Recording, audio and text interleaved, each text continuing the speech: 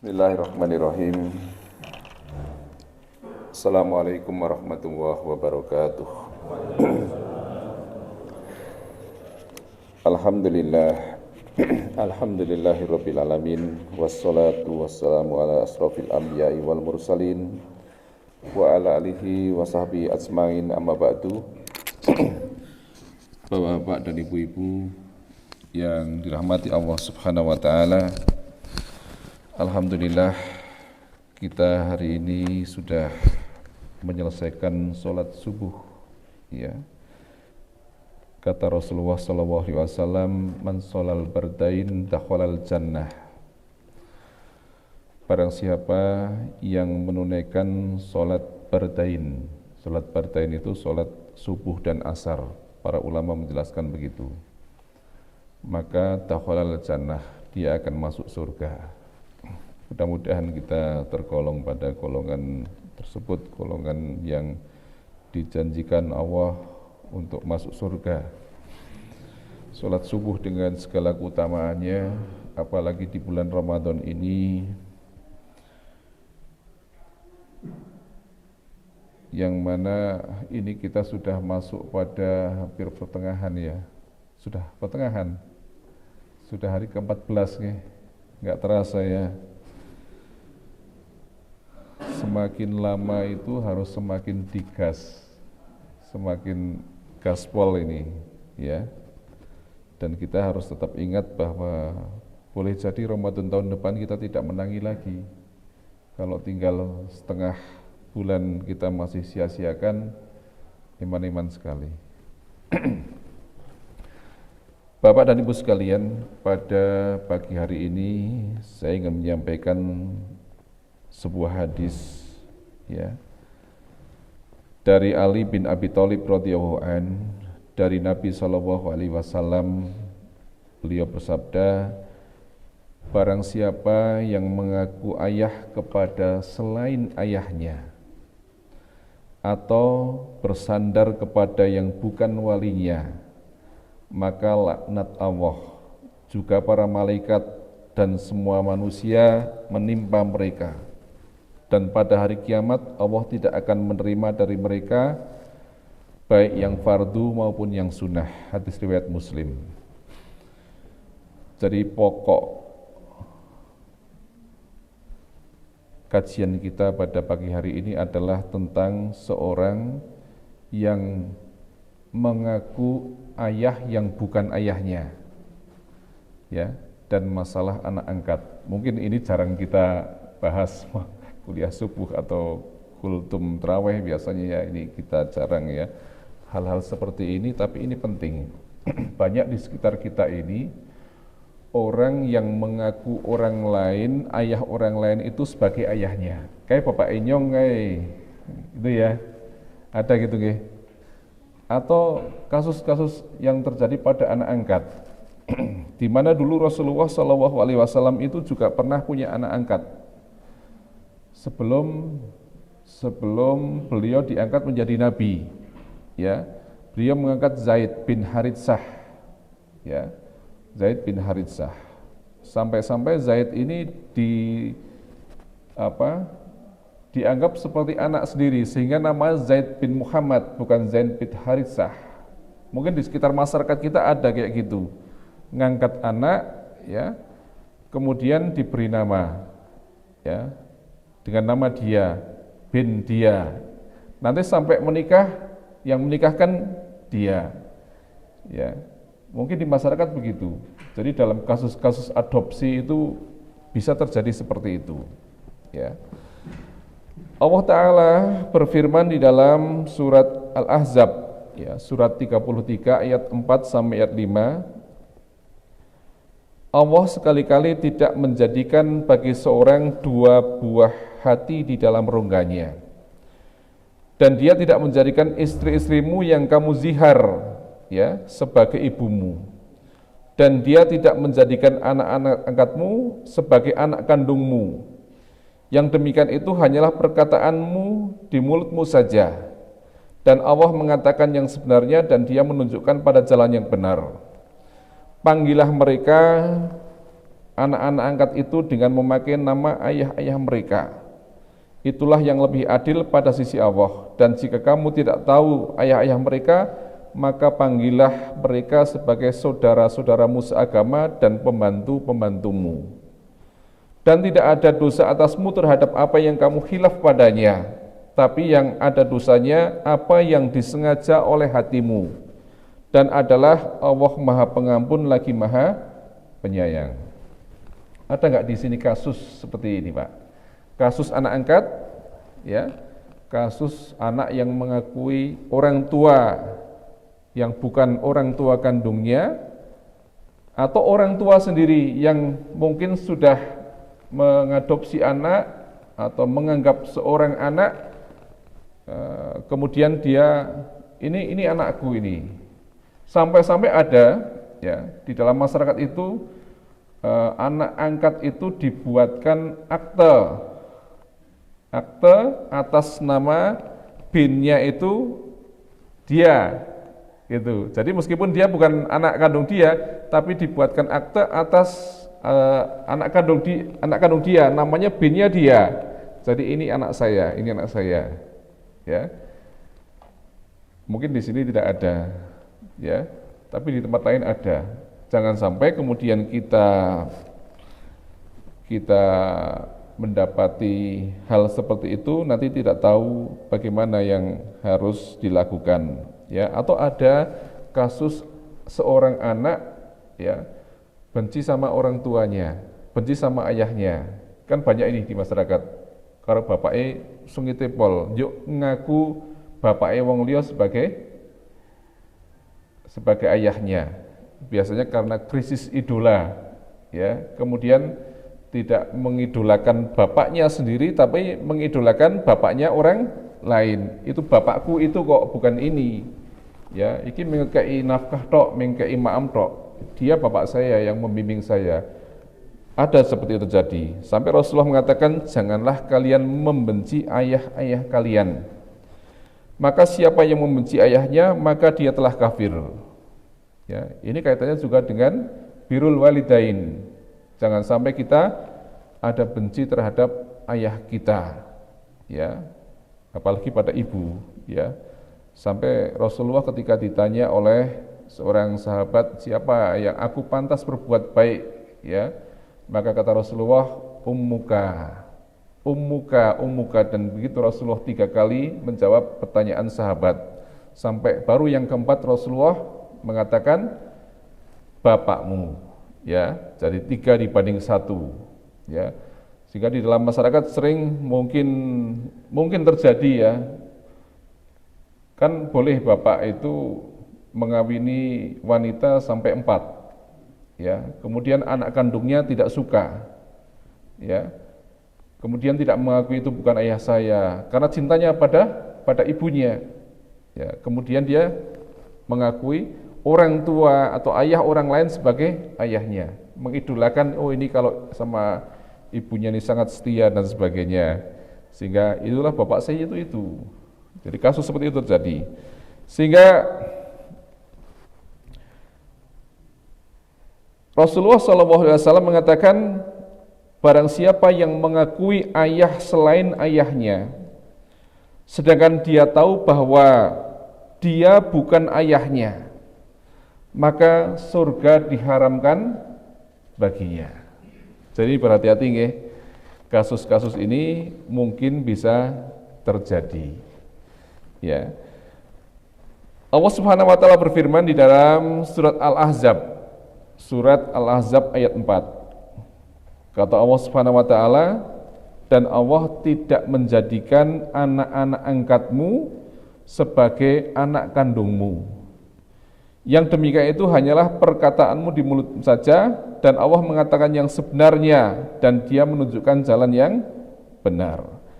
Ayat ini, surat Al-Ahzab ayat 4 ini, ya, asbabun nuzulnya adalah ketika kasus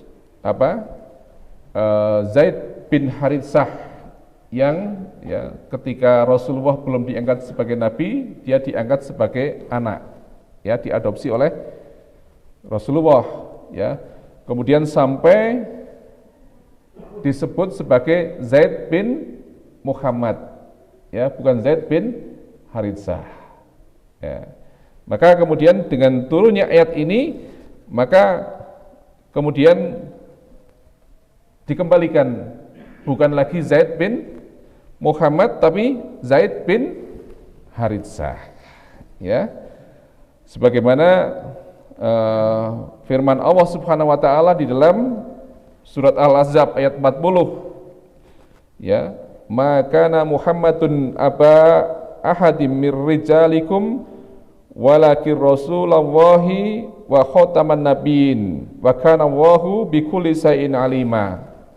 Muhammad itu sekali-kali bukanlah bapak dari seorang laki-laki di antara kamu, tetapi dia adalah Rasulullah dan penutup para nabi, dan adalah Allah Maha mengetahui segala sesuatu. Jadi ketika ayat ini turun, ya, sudah tidak ada lagi yang ngaku-ngaku gitu kan. Banyak orang ngaku-ngaku, apalagi orang yang punya jabatan, punya pengaruh, ya, banyak itu diakui, ini bapak saya, ya, ini bapak saya. Kan banyak yang orang itu ngaku-ngaku, suka ngaku-ngaku, aku masih sedulure. Ketika masih miskin belum dianggap bapak, bukan dianggap sedulure. Ketika sudah jadi anggota dewan, setelah jadi bupati, setelah jadi presiden, nyong sih mambu sedulure dia. Banyak kan gitu dalam masyarakat, ya. Jadi ini begini, sehingga Allah terangkan, Allah turunkan ayat, Muhammad itu sekali-kali bukanlah bapak dari seorang laki-laki di antara kamu.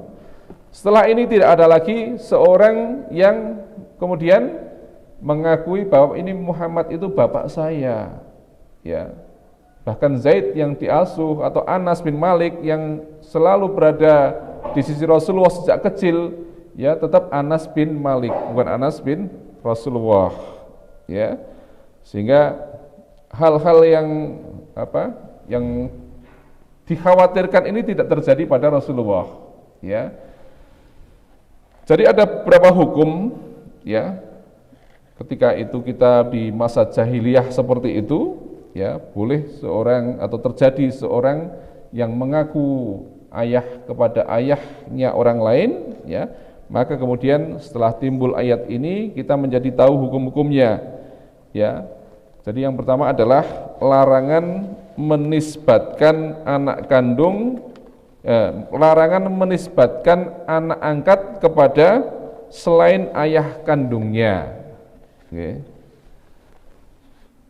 Ini ya di masyarakat begitu, kadang-kadang tidak terima kalau kemudian ini tidak boleh dipanggil dengan nama bin kamu, harus bin bapaknya, ya. Ini saya kan yang ngasuh sejak kecil, sejak dia bayi sudah saya asuh. Ya, jadi dalam hukum adopsi kalau kita tidak tahu apa yang berkaitan dengan hukum-hukum Islam, maka akan terjadi kerancuan-kerancuan. Ini bahaya, ya. Jadi dilarang menisbatkan anak angkat kepada ayah yang bukan ayah kandungnya, ya. Jadi kenapa bapak sambung gitu, ya, bapak asuh, tapi binnya bukan bin yang bapak asuhnya, ya. Ini sebagaimana firman Allah dalam surat Al-Ahzab ayat 5, panggillah mereka, ya, panggillah anak-anak angkat itu dengan memakai nama bapak-bapak kandung mereka. Itulah yang lebih adil di sisi Allah. Dan jika kamu tidak mengetahui bapak-bapak mereka, maka panggillah mereka dengan saudara-saudaramu seagama dan maula-maulamu. Dan tidak ada dosa bagimu terhadap apa yang kamu salah padanya, ya. Tetapi yang ada dosanya adalah apa yang disengaja oleh hatimu. Dan Allah Maha Tahu, Maha Pengampun lagi Maha Penyayang. Mungkin kan gitu, seorang tidak diketahui bapaknya itu siapa, karena ambil di adopsi di panti asuhan misalnya, ya. Ini dulu anak ini ditemukan di suatu tempat, kemudian oleh dinas sosial dibawa ke panti asuhan, ya, kemudian ditawarkan kepada masyarakat, ada yang mengadopsi, kan tidak tahu ini bapaknya siapa, ya, kemudian diambil dia, ya, maka tidak boleh, ini anak saya, ini anak kandung saya, ini karena misalnya seorang pasangan suami istri lama tidak punya anak, udah nggak ada yang tahu ini, nggak ada yang tahu, ya, kita pergi aja ke satu tempat, nanti pulang sudah ini orang taunya kita istrinya hamil di satu tempat, ya, lama nggak pulang, kemudian pulang-pulang sudah bawa anak, masyarakat taunya ini anak kandung dia, sehingga diberi nama binnya itu bin yang mengadopsi, itu yang mengasuh, ya, banyak ini kasus di masyarakat, Pak, banyak, ya. Kemudian yang kedua, anak angkat tidak berhak mendapatkan warisan dari orang tua angkatnya, ya. Anak angkat tidak berhak mendapatkan warisan dari orang tua angkatnya. Ini harus dipahami, karena dia anak angkat, ya. Banyak juga kasus di masyarakat itu karena ketidaktahuan dalam hukum waris. Misalnya orang atau anak pindah agama. Kalau sudah pindah agama itu sudah lepas dia, tidak ada hak waris lagi. Dia tidak mewarisi dan orang tuanya juga tidak mewarisi. Ya, anak angkat juga begitu. Anak angkat, ya, seorang orang tua asuh, dia mengasuh aja, membesarkan, menyiapkan masa depannya, tapi tidak berhak anak angkat itu mendapatkan warisan ketika orang tua asuhnya ini meninggal dunia. Kemudian anak angkat itu bukan mahram. Oke. Biasanya bedanya mahram dengan muhrim, ya. Kalau muhrim apa ibu-ibu? Ya. Ya. Ini banyak yang masih salah kaprah, ya. Kemarin saya di Adina itu begitu, muhrim sama mahram apa? Muhrim, ya. Pokok ini itu bukan muhrim saya, Pak, gitu. Muhrim sama mahram itu berbeda. Muhrim itu yang pakai pakaian ihram itu tempatnya di mana? Muhrim itu di tanah suci. Jadi bukan kemudian ini bukan muhrim saya, Pak. Ya, selain muhrim dilarang masuk. Muhrim itu tempatnya di tanah suci. Kalau mahram adalah siapa? Orang yang tidak boleh dinikahi, ya. Bukan mahram berarti apa? Bukan mahram. Kalau tadi boleh dinikahi, mahram itu yang boleh dinikahi. Bukan mahram, saya bukan mahramnya jenengan, berarti jenengan boleh saya nikahi, kan begitu. Mahram itu berarti ya dia sudah kebalikannya, kan? Ya. Jadi anak angkat bukanlah mahram. Jadi dia bisa menikahi, bisa dinikahi, ya. Jadi wajib bagi orang tua angkatnya, maupun anak kandung mereka. Jadi misalnya punya anak angkat nih, punya anak angkat laki-laki, maka anak kandung dia wanita misalnya, maka harus berhijab di hadapan anak laki-laki angkatnya, ya.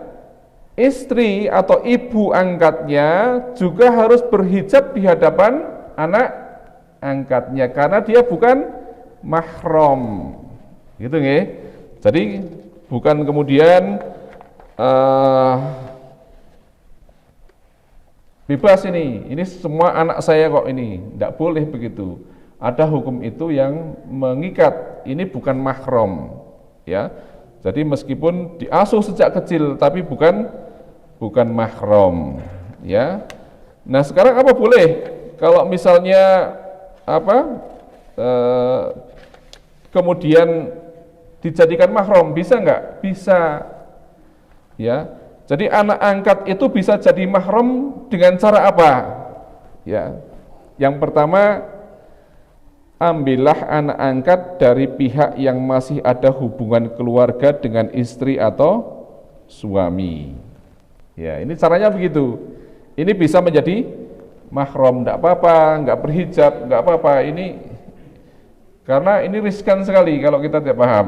Misalnya begini, jika ingin mengambil anak angkat perempuan, maka bisa cari anak perempuan dari saudara suami atau ponakane suami, ya. Karena ya, keponaan maka dia adalah mahram, ya, ponaan dari suami. Ini kalau mau mengambil anak angkat perempuan, ya. Kalau ingin mengambil anak laki-laki, maka bisa mengambil anak laki-laki dari saudara kandung istri. Sehingga status istri adalah mahram bagi anak laki-laki tersebut, karena istri adalah siapa? Bibinya. Gitu. Jadi menikahi bibi itu tidak boleh, ya. Hanya dalam kasus seperti ini, meskipun dia mahram, tetap tidak bisa dianggap seperti dalam kasus seperti anak nasab, ya, sehingga tidak ada hak waris juga, meskipun itu adalah ponaannya, tetap tidak ada hak waris, ya. Nah, cara yang kedua supaya bisa menjadi mahram, ya, maka anak angkat itu ketika masih kecil disusui oleh ibu angkatnya. Jadi yang menyebabkan mahram itu adalah sebab nasab dan sebab persusuan, ya. Ini sebagaimana Rasulullah SAW bersabda, persusuan, ya, persusuan itu menyebabkan terjadinya hubungan mahram, ya, sama seperti mahram karena nasab. Jadi misalnya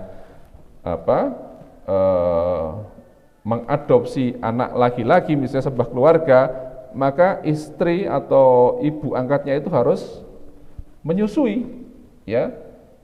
Dikatakan sebatas mana sih menyusui yang kemudian disebut sebagai mahram. Ada yang mengatakan pokoknya bisa mengenyangkan anak tersebut itu sudah cukup dikatakan menyusui, ya. Kemudian bisa juga gabungan kedua-duanya, ya.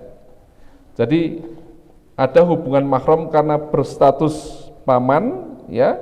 Juga ada hubungan mahram karena paman persusuan, ya. Ada hubungan mahram karena mertua, juga ada hubungan mahram karena mertua persusuan, ya. Ini dan seterusnya, ya. Jadi ini supaya anak angkat bisa menjadi mahram. Jadi ini sedikit pengetahuan yang mungkin jarang kita bahas, ya, tapi ini penting sekali. Jangan nanti di masyarakat kita tidak tahu ada kasus seperti itu, ya, iki anake sapa, iki anakku, ya. Kemudian buat akikahan, ya, ini bin saya karena saya pungut dia di panti, di dinas sosial masih bayi, ya, tidak jelas orang tuanya siapa, nggak boleh seperti itu. Jadi tetap dengan nama-nama orang tuanya.